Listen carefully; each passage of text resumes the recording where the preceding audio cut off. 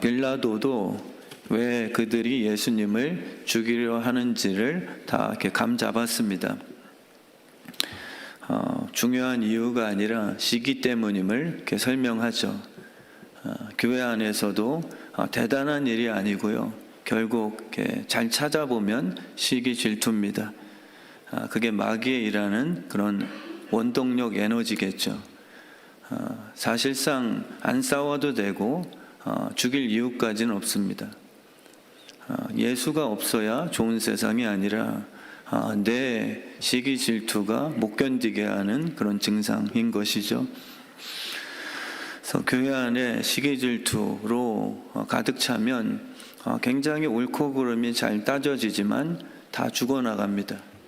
그러나 예수님처럼 사랑 때문에 그 공동체에 계시면 살리는 부활의 역사가 나타나게 되는 것이죠. 그래서 오늘 말씀해 보시면 새벽에 움직이기 시작합니다. 대제사장들 그리고 서기관들 자기가 진짜 원하는 일에는 즉시 몸이 움직이죠. 게임을 위해서라면 밤새는 아이들 말려도 좋다고 합니다. 술 먹는 것도 2차, 3차죠. 핑계를 합리적으로 대게 돼 있습니다. 과연 우리의 삶의 포커스가 왜 새벽을 깨우는가? 오히려 저에게 주변 이들이 질문할 수 있거든요. 굳이 왜 새벽 기도 하십니까? 근데 저는 제 마음에 성령께서 기도코자 하는 기쁨을 주신 거겠죠. 그냥 목회의 기술, 교인들이 기도 안 하는 목사를 보면 그저 지적하고 뭔가 수준 낮게 생각할까 봐 하는 그런 낮은 생각이 아니라 뭔가 새벽을 깨우게 하는 저의 간절한 제 존재의 사명, 그걸 설명할 줄 알아야 되는데 그게 없으면 그냥 기능화되는 것이죠. 그래서 즉시라는 것도 그냥 급하다고 보다 이미 계획된 것들에 대한 빠른 실천. 왜 갑자기입니까? 라는 것이 교회에 없어야 되겠죠. 항상 준비된 순종의 용사들, 5분 대기조처럼요. 주님의 나라 영광을 위해서라면 언제든 말씀하십시오가 우리 쪽에서 고백돼야 됩니다. 근데 우리는 갑자기 그렇게 요구하시니 저는 못하겠습니다 라고 할 때가 더 많은 거죠. 그러나 우리 육신을 위해서라면 갑자기가 아니야 라고 굉장히 변명할 수 있겠죠. 당신 왜 자꾸 급하게 그래? 급한 게 아니라 다 속에 생각해 놨던 거야 라고 오늘 얼마든 설명을 해주고 싶어 합니다. 그래서 이들도 역시 이 즉시와 새벽에 일어났다는 그런 시간 개념. 우리의 삶은 뭘로 설명을 할까? 돈을 벌기 위해서는 정말 움직여집니다. 음란한 것을 위해서라면 정말 열심내죠. 그러니까 인생이 허무한 거예요. 우리가 끌려다니는 그 성향의 파워를 보면 다 만문신이고 음란의 영이고 그냥 우리의 육적인 것들 뿐입니다. 근데 예수를 믿고 나서는 그냥 이유가 주님의 말씀이기 때문이에요 라고 하는 것이 남에겐 설득할 이유가 없는 거예요. 우리는 너무 불신자들과 매 목사님 새벽 기도 하세요를 합리적으로 대보세요 라고 공격을 받다 보니까 자꾸 치우치지 않는 그 이성적인 그 내용을 이렇게 설명하고 싶은 욕심이 드는 거죠. 근데 남이 어떻게 생각하느냐의 문제가 아니라 내가 왜 즉시 새벽에 주님 앞에 기도하는가를 설명할 수 있는 주님과의 관계, 이게 사실 중요한 문제가 되는 거죠. 그리고 성경에 보니까 더불어라는 단어가 성경부터 시작됐음을 오늘 볼 수 있네요. 정치 얘기가 아니라 이들이 더불어 의논하기 시작합니다. 더불어라는 뜻은 너무 아름다운 거거든요. 근데 방향성이 뭔가를 정말 잘 분별하셔야 돼요. 왜 더불어 우리가 만났는가? 이들은 사실 섞일 수 없는 그러한 위치를 갖고 있죠. 교회에서도 가만 보면 안 친하시거든요. 근데 어느 순간 붙으셨어요. 근데 그 이유를 보니까 성령님의 역사가 아니라 오늘처럼 더불어 의논하기 위한 그런 모임이에요. 거기에는 서로에 대한 사랑이 아니고요. 당신을 알고 싶어. 그래서 더불어 미팅이 아니라 너도 예수 죽이고 싶어? 너랑 나랑 미혼은 했지만 뜻이 똑같네? 라는 것으로 더불어 연합이 시작되는 거죠. 그게 교회 안에서는 하나님이 안 좋아하시는 그런 미팅입니다. 그래서 아름다운 단어지만 내용까지 다 좋다 할 수 없는 거죠. 성령의 지혜 없어도 그들은 충분히 탁월한 아이디어를 이렇게 제시하여서 남 죽이는 일에는 너무 빠르고 신속하며 죄가 아닌 방법으로 법을 잘 이용하여 예수를 죽이는 탁월성을 지니고 있습니다. 그러니까 살리는 일은 지혜가 필요하거든요. 인간은 남을 못 살리거든요.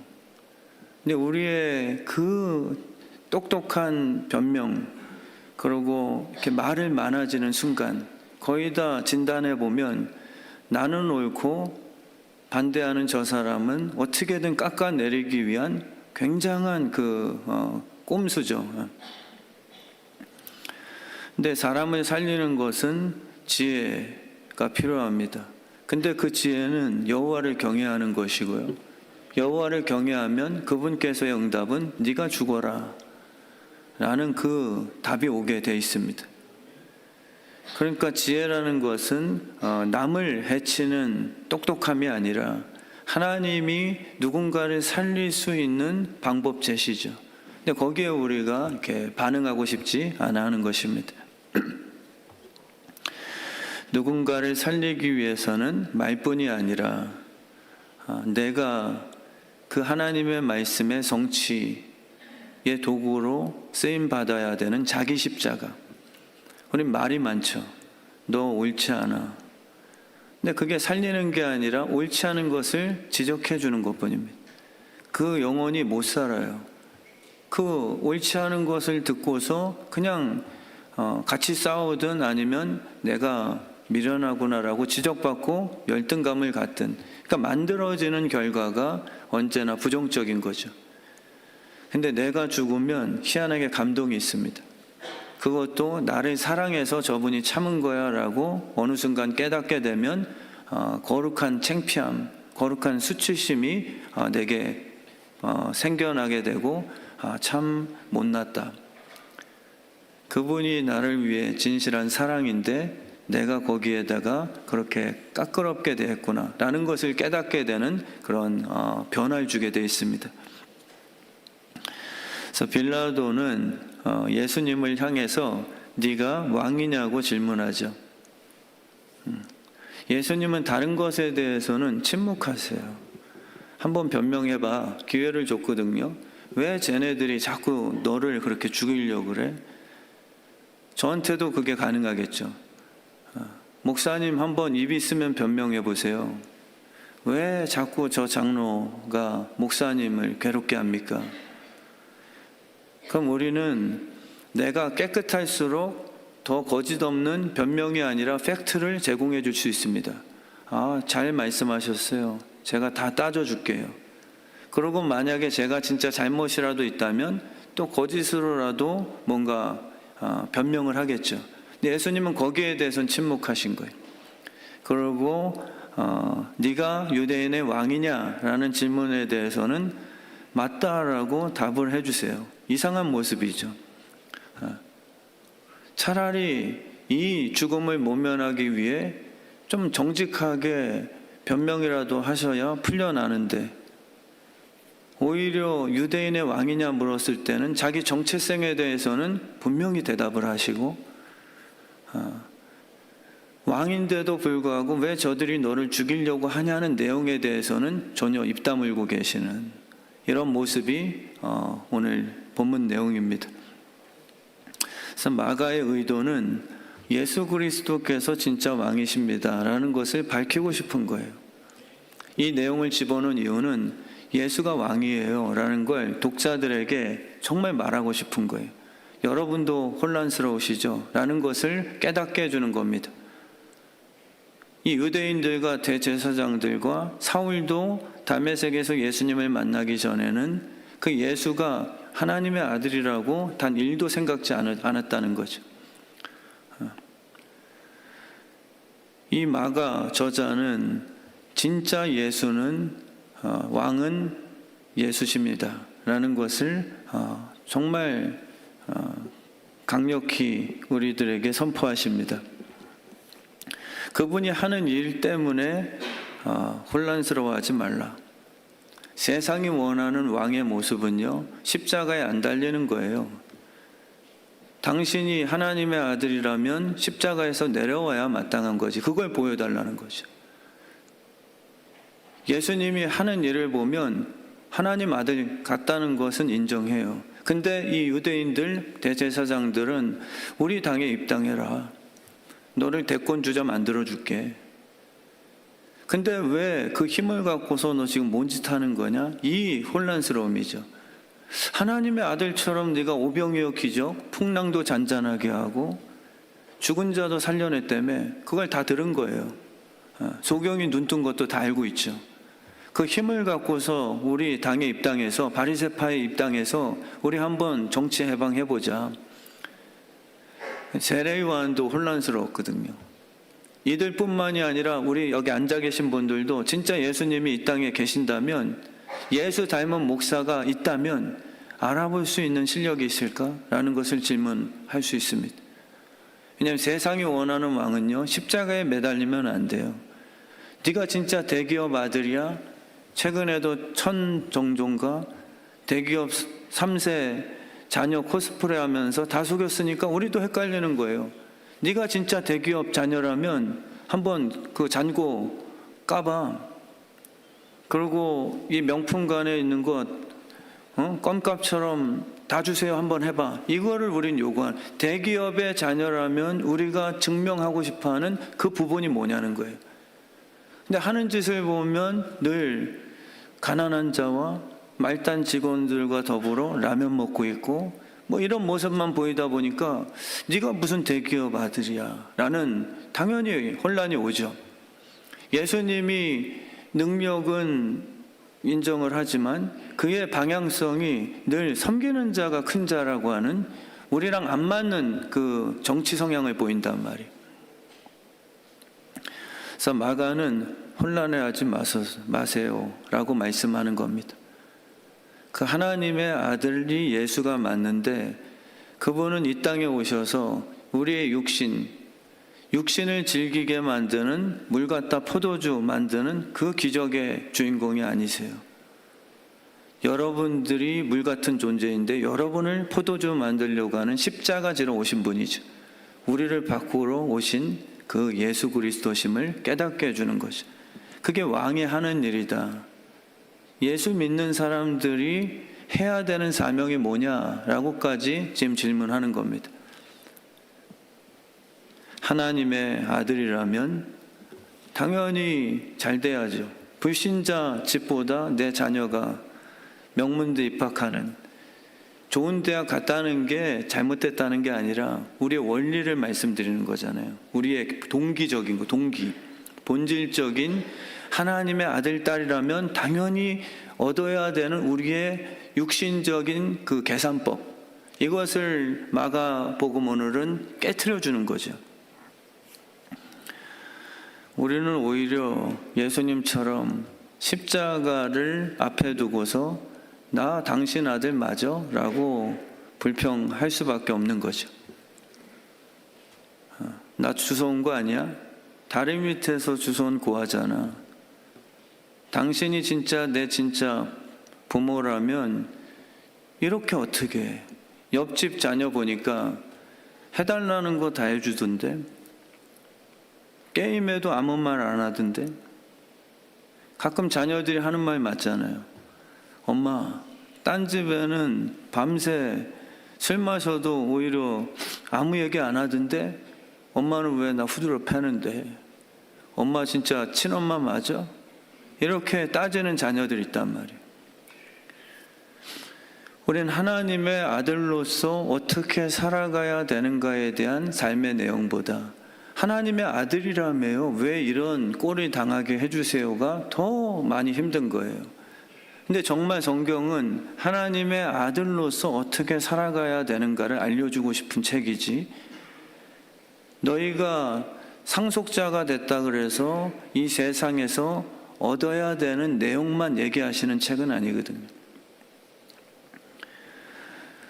고발하는 자들 앞에서 침묵 대신 최대한 변명하고 싶지 않아요. 내가 내 존재를 모르니까요. 나도 헷갈리니까요. 그러게 나도 목사로 헌신하고 욕심 안 부리고 그래도 개척하고 하면은 하나님께서 네가 진짜 내 아들 같다라고 하시며 개척 1년 만에 1000평 땅 주시고, 저도 그럴 줄 알았거든요.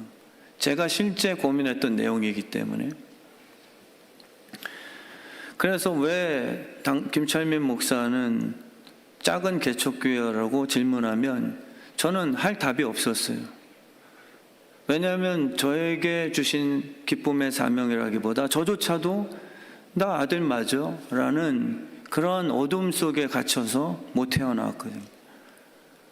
자꾸 다른 의로운 것을 덧붙이게 돼 있죠. 설교 강단조차도요, 변명의 기회로 삼고 싶을 때가 생긴단 말이에요. 침묵이 아니고요. 교인들이랑 뭔가 부딪히게 되면 교묘하게 말씀을 이용해서 나는 잘못 안 한 것처럼 잘 표적 설교를 하는 거죠. 이 강단조차도 목사인 저에게 그런 유혹이 들어요. 그래야 목회될 것 같고요. 근데 예수님은 희한하게 다른 방법을 택하신 거예요. 잘 변명이 돼야 예수 추종자들이 생겨서 뭔가 예수교가 완성되거든요. 아, 역시 예수님이 깨끗한 분이셨어. 정말 저도 그걸 원해요. 정말 답답할 때가 있거든요.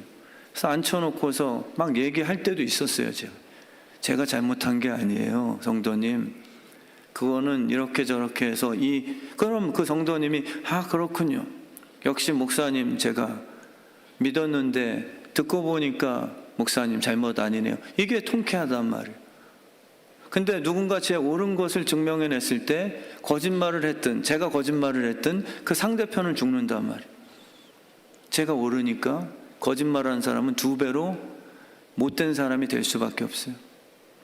근데 제가 침묵을 하고 제 추종자를 만들면 그것 또한 육신적인 정치 성향이거든요.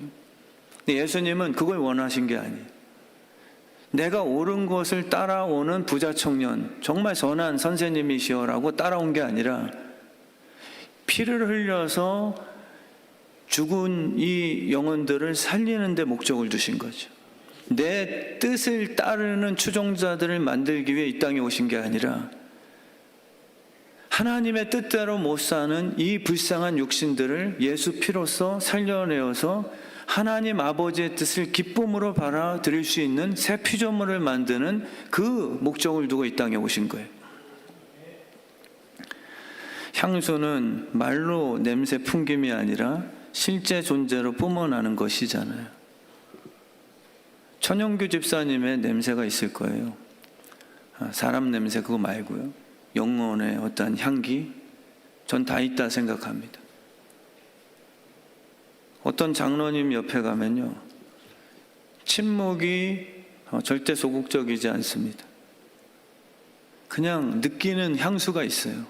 저도 사실 되게 부족한 사람이거든요. 제 변명을 해야 돼요. 저를 막 알아달라고 가면은 막 덧붙이는 게 실제예요. 근데 꿈은 뭐냐면 그냥 제 존재의 향수겠죠. 근데 어떤 분들은 막 말로써 향기를 내뿜지만 냄새 나는 것은 입에 굳힐밖에 없는 거예요. 실제 향기에는 성분 외에는 없습니다. 근데 우리는 말로 다 그거를 포장하려고 하죠. 근데 예수님은 그렇게 살지 마라. 진짜 너희는 예수의 향기다. 애쓰는 게 아니라 예수의 향기가 돼야 된다. 예수 잘 믿는 것처럼 보이는 인본주의 종교적인 향기가 아니라 예수가 너희 안에 와서 너희를 통해서 뿜어나는 그 하나됨, 이걸 말씀하시잖아요. 그래서 우리 주님께서는 우리를 진짜 예수의 향기로 만들기 위해 이 땅에 오신 겁니다. 정말 그런 교회 됐으면 좋겠고요. 어느 분만 오시면 좀 까칠하죠. 긴장감이 돌아요. 권위와 리스펙트, 존경심을 다 무너뜨리자 하는 그런 사상이 아니고요. 정말 장로님답게, 목사답게, 어르신다운 숙성된, 세월이 고집과 굳어지는 부정의 흐름이 아니라 정말 숙성이라는 새로운 개념의 그 인생의 축복이죠. 그게 점점 완성되는 게 우리의 나이듦인데, 정말 그분이 계시면 마음이 치유가 돼요. 여기 앉아 계셔서가 아니라 제가 힘들 때 김영애 목사님 댁에 찾아가거든요. 좋을 때도 찾아갑니다. 선물 드릴 때도 찾아가지만 주로가 이제 좀 힘들고 상담을, 그러면은 뭐 이렇게 처음 말씀드리는지 몰라도 거짓말이 아니라 앉아서 대화하는 동안에 제가 두 분의 향기로 밝아져요. 굉장히 이렇게 조금 굳어졌다가 아로마 테라피죠, 그게. 그래서 우리 주의 뜻 성암교회가 그런 은혜가 넘쳐나길 진심으로 축원합니다. 나의 원대로 빨리 들어주시는 아빠가 최고 같죠? 나의 원대로 마옵시고 아버지의 원대로 하소서. 근데 우리는 하나님은 모든 것이 가능하십니다. 믿으시면 아멘? 이렇게 부추기는 건데 지금도 아멘 하시잖아요. 틀린 아멘이 아니라 진짜 아멘이에요. 하나님은 다 하세요. 그걸 믿고 보니까 희한하게 뜨거워져요. 근데 하실 수 있는 분이 왜 아들을 독생자, 그것도 십자가로 보내셨는가의 싸움에서 이게 안 풀려요. 욥이 왜 고난에 들어갔는가? 하나님의 아들, 하나님은 다 하실 수 있다는 것을 믿는 것에만 아멘 끝나버리면 나 아들 아니잖아요 라고 우리는 결론 질 수밖에 없어요. 아들을 위해 이것밖에 못하세요? 이게 종교적인 굉장히 궁금증이죠. 근데 예수님은 아빠, 아버지요, 우리 아버지는 모든 것을 다 하실 수 있나이다. 이 잔을 좀 치워주세요 라고 요청을 했으나 내 원대로 마옵시고 아버지의 원대로는 하세요. 아버지가 모든 일을 다 하실 수 있음을 내 십자가를 치워주는 즉석 응답으로만 생각지 아니시고, 주님 아버지 뜻대로 제가 십자가를 져서 무덤에 들어갈지라도 버림받은 게 아니라 아버지는 다 하실 수 있으니 죽은 3일이나 되는 썩은 시체도 부활로 만드시겠죠. 순종을 통해 일하시는 하나님의 다 하실 수 있는 전능성을 고백하게 돼야 돼요. 그래야 순종이 시작됩니다. 순종을 못해요. 하나님은 다 하실 수 있죠 라고만 아멘 끝나버리면 근데 왜 안 해주세요로 때를 쓰게 되는 거죠. 그러니까 순종이 없고 우리는 그냥 간절한 정욕의 기도만 남게 돼요. 근데 정말 우리가 순종할 수 있는 것은요, 주님 뜻대로 하면 순간은 손실이죠.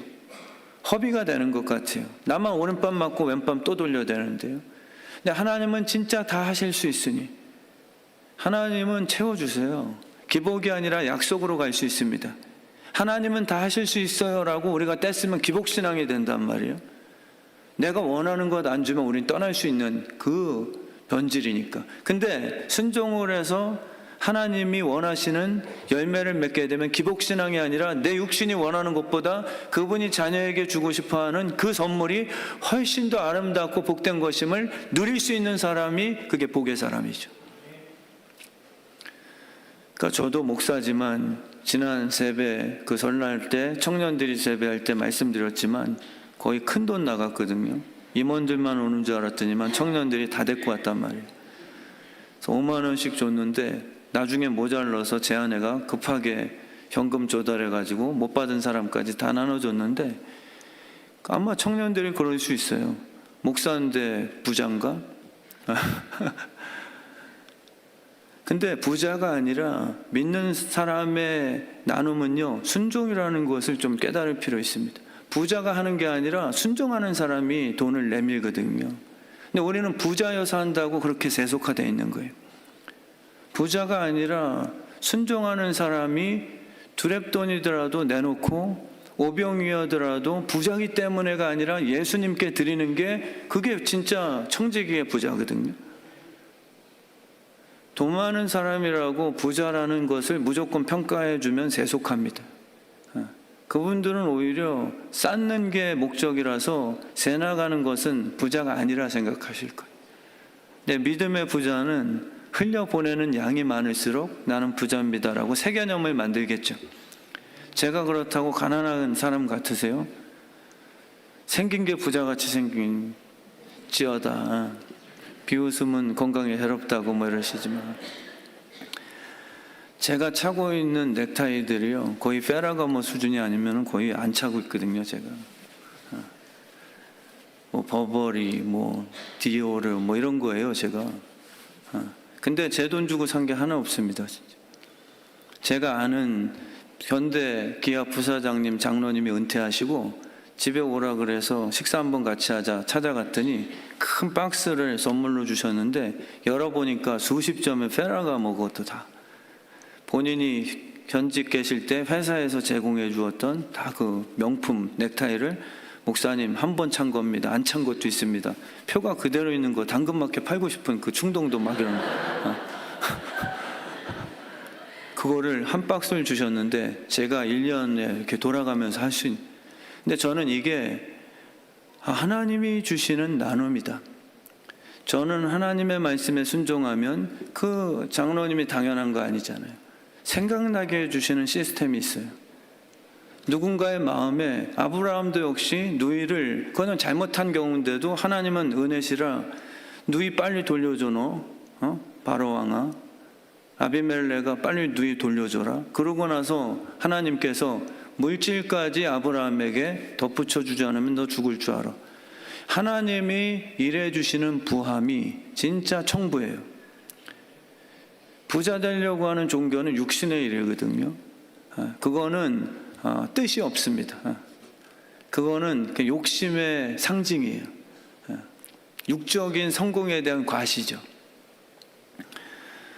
물론 우리 김영애 목사님께서도 우리 또 앉아 계시니까 IBM 전무 수석 하실 때 차고 다니셨던 거를 제가 저 아버님이라고 제가 호칭하니까 또 때마다 그 넥타이를 절 주세요. 안 주실 수도 있는 거잖아요. 근데 이렇게 정말 주님이 위해서 사는 분들은 성경에 보면 누군가의 마음을 감동시켜서 시바요양의 마음을 감동시켜서 은혜를 베푸세요. 그래서 제가 다른 거는 진짜 겸손한 척이 아니라 목회, 뭐 설교, 행정, 정치력 이런 게 밑바닥이에요. 저 형님과 동생 목사님 생각을 해봐도. 근데 저희 부모님께서 가끔가다 해주시는 말이 기분 좋은 게 있어요. 너는 은혜로 목회하는 것 같아. 제 아내도 항상 그래요. 청년 때부터. 처음엔 기분 나빴거든요. 당신은 하는 거에 비해서 사랑을 너무 받는 것 같아. 그럼 이게 칭찬인지 뭔가 이렇게 애매하잖아요. 근데 정말 알수록 그만큼 칭찬과 축복이 없습니다. 근데 하나님은 그걸 하고 싶어 하세요. 너희들은 먼저 그 나라와 그에 목숨 걸어 그냥. 이 모든 것은 감사로 만들어줄게. 내가 이만큼 해서 얻어낸 것이 아니라 나는 주님을 위해서 생명 주셔서 살았을 뿐인데 주님이 나에게 이걸 주셨어라고 하는 감사의 표죠. 그래서 우리 주의 뜻 성함교회 성도님들이 억울한 인생 되지 않으셨으면 좋겠습니다. 억울함은요, 뜻을 모를 때 생겨나는 증상이에요. 그냥 하나님의 아들이라고 알고 있었는데 제 상황이 어려워지다 보면 우리는 억울함이 생기죠. 그러고 나 하나님 아들 안 할랍니다 라고 집 나가든, 당신이 진짜 내 아들 맞습니까? 라고 세례 요한처럼 의심을 갖든, 세례 요한도 메시아인 줄 알고 세례까지 줬다가 그의 뜻과 좀 다른 행동만 자꾸 보이시니까, 하나님의 아들이라면 나 정도까지는 준비하는 길이어도 메시아 당사자는 오셔서 정치 해방을 이루어주셔야 되는데 소문 들리는 게 소경 눈뜨게 하고, 가난한 자 만나면 복음 전하고, 하나님의 아들이라는 그 인간이 하는 짓을 보니까 매번 그냥 약자들만 만나. 빨리 청와대나 용산으로 바뀌었죠. 대통령궁 들어가서 임금님 만나서 뭔가 이렇게 좀 대단한 일을 펼쳐야 되는데, 예수님이 하시는 소문들을 들어보니까 매일 그냥 광야 가서 말씀 하나님 나라 선포하고 이 짓만 하고 있는 거예요. 그러니까 세례 요한이 제자를 시켜다가 내가 기다리고 있는 메시아가 당신 맞습니까? 라고 한 번 더 제발 확인해 달라. 그러니까 주님께서 하신 말씀이, 아마 웃으시면서 여유롭게 세례 요한에게 가서 전해라. 하나님의 아들은 이런 일을 하기 위해 온 것임을 다시 한번 확인시켜 주어라. 이것이 오늘 본문의 핵심 내용이거든. 우리는 지금도 헷갈려 하세요. 하나님의 아들이라면 너 십자가로 가면 안 돼 라고 마귀의 혼란스러움이죠. 예수야, 너 하나님의 아들, 나도 인정하는데 하나님의 아들은 십자가로 가는 거 아니야. 40일 금식 기도한 사람은 십자가로 가는 게 아니라 성전 꼭대기에서 뛰어서 기적을 보이는, 그게 하나님의 아들이야. 하나님의 아들로서 해야 할 일에 대한 혼란스러움, 정체성이 제일 큰 유혹이거든요. 우리는 하나님의 아들로서, 딸로서 이 세상에 오셔서 해야 될 일이 뭔지 아세요? 살리는 겁니다. 그리고 향기죠. 그리고 주변 이들을 행복하게 만들어줄 수 있는 그 일은 우리밖에 못하는 거예요. 세상은 못합니다. 다 죽이는 것밖에 못하거든요. 사망의 권세거든요. 그래서 더 이상 억울해하고 복잡한 계산, 야가 빠진 자기 중심적인 것을 다 탈피했으면 좋겠습니다. 진짜 주님의 뜻대로.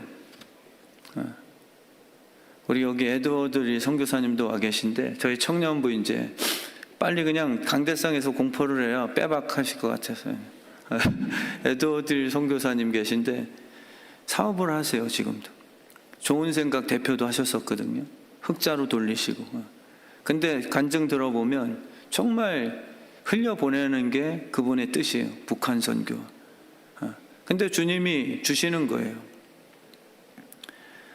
계산이 하지 않더라고요. 저 선교사님. 그냥 응답에 예민하세요. 청직이니까. 근데 우리는 너무 복잡해졌어요. 저부터가. 순종은 사실 들음이에요. 들음에서부터 시작되는 거거든요. 근데 우린 듣고 난 다음부터 고민하기 시작한단 말이에요. 그리고 듣고 싶은 내용은 로또 번호뿐이에요. 진짜 주님이 원하시는 들어야 될 내용은 순종에 관한 것들밖에 없거든요. 저도 역시 설교를 하면서 침묵하는 복음 설교 될 수 있게끔 기도해 주십시오. 왜냐하면 꼭 설교 준비할 때요, 이 본문 드디어 나왔네. A라는 성도님 작년에 나한테 이렇게 못살게 굴었는데 내가 바로 표적할 수 없으니까 드디어 나왔는데 1년 만에. 이런 게 마귀가 줘요, 실제요. 근데 거기에 딱 침묵하는 거예요. 그리고 제가 하는 말이, 나 설교자야. 야, 김철민 목사야. 기회다. 변명해. 근데 제가 마귀에게 할 말은, 나 괴롭게 만들어도 복음만 선포해야 되는 부르심이야. 나 하나님의 아들 맞아. 그때 대답하라는 거예요. 그래? 나도 못 해먹겠다. 네 말이 맞아. 변명해야지. 이때 대답하는 게 아니라, 권사님 왜 계속 하세요? 이종철 장로님도 우리 재정부장 하셨었잖아요, 예전에요. 근데 제가 들어보니까 너무 이렇게 본인 돈도 이렇게 또 메꾸시기도 하고, 왜 재정부장 하세요? 라고 이렇게 조언할 수 있잖아요. 근데 장로님은 저한테 그렇게 답해 주셨어요. 교회를 위해서 저에게 맡겨주신 재정부장이잖아요. 근데 우리는 안 그래요. 나 찬양대 더 이상 못 해먹겠어. 그 사람 때문에. 정확한 팩트를 갖고 있죠. 왜 안 해야 되는지에 대해서. 근데 왜 해야 되는지에 대해서는 우리가 뜨거움이 사라졌어요.